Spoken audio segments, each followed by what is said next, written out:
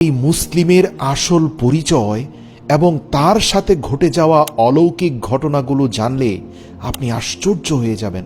প্রিয় দর্শক, এই ব্যক্তি পেশাতে একজন ইঞ্জিনিয়ার ছিলেন, আর তিনি মুসলমানদের সবচেয়ে পবিত্র দুইটি মসজিদ অর্থাৎ বর্তমান মসজিদে নববীর ডিজাইন এবং বর্তমান মসজিদুল হারাম তথা কাবা শরীফের ডিজাইন করেছিলেন।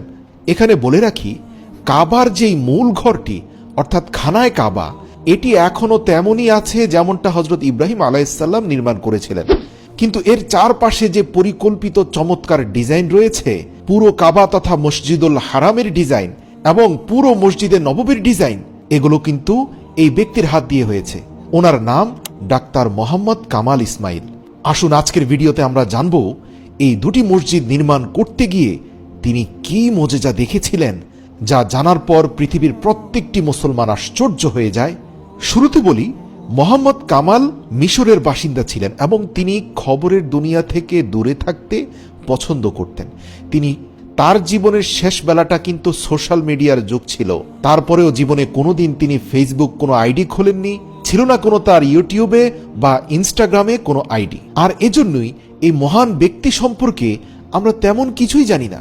অথচ ডক্টর মোহাম্মদ কামাল ইসমাইল মিশরের ইতিহাসে অত্যন্ত সম্মানিত একজন ব্যক্তি। তার জন্ম হয়েছিল 1908 সালে এবং তিনি 2008 সালে মৃত্যুবরণ করেন। ডক্টর কামাল ইসমাইল সেই সময়ে পুরো পৃথিবীর শ্রেষ্ঠ আর্কিটেক্ট ইঞ্জিনিয়ারদের একজন ছিলেন। তিনি হারাম শরীফের ডিজাইন করার জন্য কন্ট্রাক্ট সাইন করেছিলেন। কিং ফাহাদ তখন বলেছিল, এই পৃথিবীর শ্রেষ্ঠ আর্কিটেক্ট ইঞ্জিনিয়ার ধরে নিয়ে আসো। আর পুরো বিশ্ব চষে বেরিয়ে জানা গেল যে ডক্টর মোহাম্মদ কামালের থেকে শ্রেষ্ঠ আর দ্বিতীয় কেউ নেই। কিন্তু আশ্চর্য বিষয়, এই ডক্টর মোহাম্মদ কামাল কোনো পারিশ্রমিক গ্রহণ করতে রাজি নন। তিনি কন্ট্রাক্ট পেপারে সাইন করবেন, কিন্তু বিনিময়ে কোনো অর্থ নিতে রাজি নন। ডক্টর কামালকে যখন বিন লাদেন গ্রুপ কিং ফাহাদের তরফ থেকে কোটি ডলারের চেক দিল, তখন তিনি কোম্পানিকে সোজা জানিয়ে দিলেন, পৃথিবীর সবচেয়ে পবিত্র দুটি মসজিদের কাজ করার জন্য তিনি কোনো পয়সা নেবেন না। বলেন, আমার বিনিময়ে আমি আখেরাতে মহান আল্লাহ রব্বুল আলামিনের কাছ থেকে নেব। সুবহানাল্লাহ। এই কনস্ট্রাকশনের জন্য $100 বিলিয়ন চেয়েও বেশি খরচ হয়েছিল।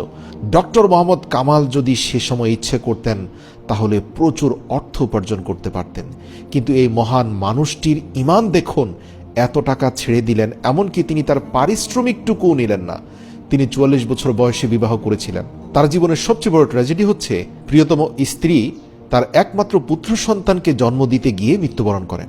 আর স্ত্রীর ইন্তেকালের পর তিনি পরিপূর্ণরূপে পরকালমুখী হয়ে যান। তারপর থেকে তিনি একাই থাকতে শুরু করেন। তারপর মৃত্যুর আগ পর্যন্ত তিনি তার সময়টুকু আল্লাহর ইবাদতে কাটিয়ে দিয়েছিলেন। তিনি 100 বছরের একটি দীর্ঘ জীবন পেয়েছিলেন, কিন্তু ওই 100 বছরের মধ্যে বাকি জীবন শুধুমাত্র কাবা এবং মদিনা মুনাওয়ারার খেদমত করে গিয়েছেন। প্রিয় দর্শক, আপনারা জেনে অবাক হবেন যে মসজিদে হারাম শরীফে বেছানো সাদা মার্বেলগুলোর একটি বিখ্যাত কাহিনী রয়েছে, যা শুনে আপনার ঈমান তাজা হয়ে যাবে। এই যে পাথরগুলো হারাম শরীফে লাগানো আছে, এগুলো অতি মূল্যবান পাথর, যার পুরোটাই পৃথিবীর শুধুমাত্র একটা জায়গায় পাওয়া যায়, সেটা হচ্ছে গ্রিস। এই পাথরের বিশেষত্ব হলো এটি গরমকালেও মেঝের তাপমাত্রাকে নিয়ন্ত্রণে রাখে। অর্থাৎ বাইরে যদি সূর্যের আলোতে তাপমাত্রা 50 ডিগ্রি ছাড়িয়ে যায়, কিন্তু এই মেঝের উপরে দাঁড়ালে আপনি কখনোই গরম অনুভব করবেন না। আল্লাহু আকবার। এটি আল্লাহ পাকের সৃষ্টি এক মিরাকেল পাথর। ডক্টর কামাল শুধুমাত্র জানতেন যে এই পাথরটি কোথায় রয়েছে। কিং ফাহাদ ডক্টর কামালের কাছ থেকে এই পাথরের বর্ণনা শুনে এই পাথরের জন্য ডক্টর কামালকে খুব অনুনয় বিনয় করেন। ডক্টর কামালের মনে হলো যে তিনি ঠিক 15 বছর আগে এই পাথরের সন্ধান দেখে এসেছিলেন সে সুদূর গ্রিসে। আজ পর্যন্ত সেই পাথর আছে কিনা আল্লাহ ভালো জানে, কেননা শুধুমাত্র একটি পাহাড়ের মধ্যে সেই পাথর পাওয়া যেত এবং 15 বছর আগে তিনি এই পাহাড়ের অর্ধেকটা কিনে নিয়েছিলেন বিশেষ কাজে। তাই 15 বছর পরে একই মার্বেল পাথর তিনি পাবেন কিনা তা নিশ্চিত না জেনেও তিনি গ্রিসের উদ্দেশ্যে রওনা দিলেন। তো সেই পাহাড়ের মালিকের কাছে সে সম্পর্কে জানতে চাইলেন। তখন সেই কোম্পানির সিইও জানালেন যে মার্বেল তো অনেক আগেই তিনি বিক্রি করে দিয়েছেন। এই কথা শুনে ডক্টর কামাল ভীষণ চিন্তায় পড়ে গেলেন। তারপর তিনি কোম্পানির সেক্রেটারির সঙ্গে কথা বললেন, অবশিষ্ট মার্বেলগুলো যিনি কিনেছেন তার সম্পর্কে জানতে চাইলেন। তখন সেক্রেটারি জানালেন যে এত পুরনো দিনের রেকর্ড খোঁজা খুব কষ্টকর। তবে যাই হোক, তিনি যখন এতই অনুনয় বিনয় করে বলছেন, তখন সেক্রেটারি বললেন, আপনার একটা ফোন নাম্বার দিয়ে যান, আমি দেখি 15 বছর পুরনো ফাইলপত্র ঘেটে তার কোনো হদিস পাওয়া যায় কিনা। তারপর ডক্টর মোহাম্মদ কামাল নিজের ফোন নাম্বার এবং যেই হোটেলে থাকছিলেন সেই হোটেলের ঠিকানাও তাদেরকে দিয়ে গেলেন। তারপর তিনি নিজের হোটেলে ফিরে আসলেন। মার্বেল কোম্পানির অফিস থেকে বের হওয়ার আগে মোহাম্মদ কামাল ভাবলেন, যেহেতু এই মার্বেল কেউ একজন কিনে নিয়ে গেছে, সেক্ষেত্রে তার কিছু করার নেই। কিন্তু তারপরেও তিনি আল্লাহর উপর ভরসা রাখলেন এবং তার পরের দিন এয়ারপোর্টে যাওয়ার কিছু ঘন্টা আগেই তার কাছে একটি ফোন আসে সেই সেক্রেটারির কাছ থেকে, এবং তিনি বলেন যে আমরা যার কাছে এই মার্বেল পাথরগুলো বিক্রি করে দিয়েছি 15 বছর আগে, তিনি একজন সৌদি আরবের বাসিন্দা। এই কথা শুনে ডক্টর কামাল আশ্চর্য হয়ে গেলেন এবং দেরি না করে দ্রুত সৌদি আরবে চলে গেলেন। সেক্রেটারির কাছ থেকে পাওয়া সেই ঠিকানা অনুযায়ী গিয়ে সরাসরি মালিকের সঙ্গে সাক্ষাৎ করলেন। তারপর জিজ্ঞেস করলেন যে আপনি যে মার্বেলগুলো 15 বছর আগে গ্রিস দেশ থেকে নিয়ে এসেছিলেন, সেগুলো আপনি কি করেছেন? তখন তিনি বললেন যে আসলে দেখুন, আমি তো টাইলসের ব্যবসা করি, বিভিন্ন দেশ থেকে মার্বেল পাথর নিয়ে আসি, আমার কাজই এই। কিন্তু 15 বছর আগে গ্রিস দেশে মার্বেল পাথরের পাহাড় কিনেছিলাম, সে বিষয়ে আসলে কিছুই মনে পড়ছে না, আমি আমার সেক্রেটারিকে জিজ্ঞেস করি।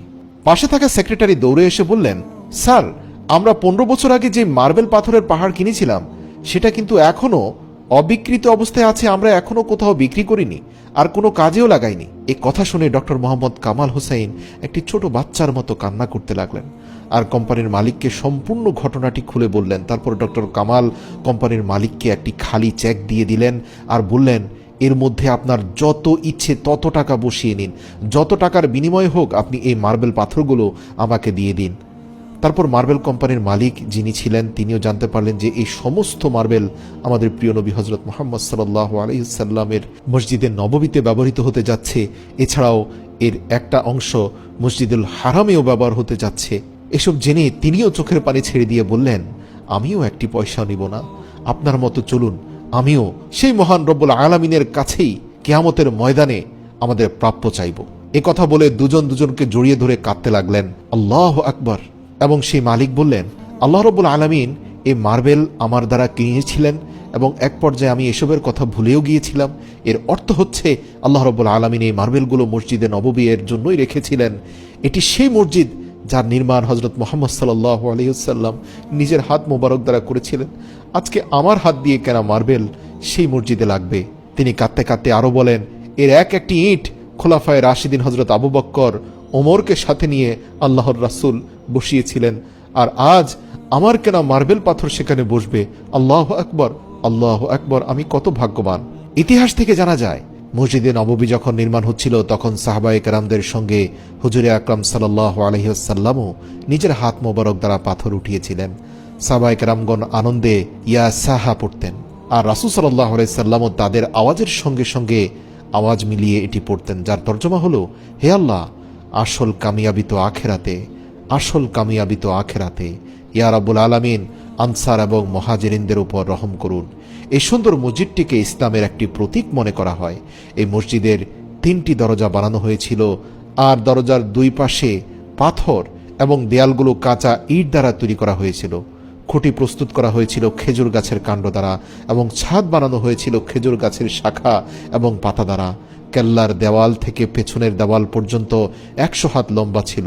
এই মসজিদ শুধুমাত্র নামাজ আদায় করার জন্য ছিল না, বরং ইসলামিক তালিমাতের জন্য একটি সমাবেশ স্থান এবং দাওয়াত ও তাবলিগের সঙ্গে সঙ্গে পৃথিবীর সমস্ত মাসআলা মাসাইলের সমাধান করার জন্য একটি মারকাজও ছিল।